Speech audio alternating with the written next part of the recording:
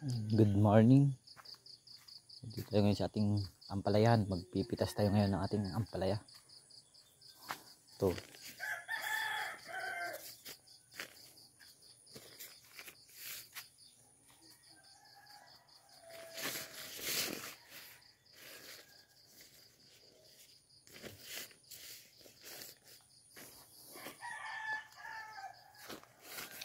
Ampalaya at pipino yung ating harvestin ngayon.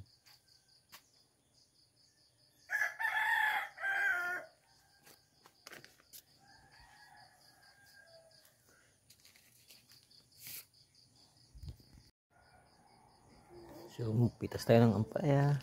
Ito, laki na ito. Halos puputok na yung dyaryo. Wow.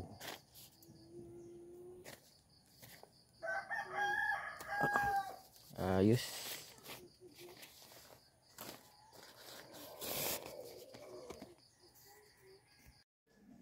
So, ayan yung ating harvest kaninang umaga. Yung pipino at ampalaya.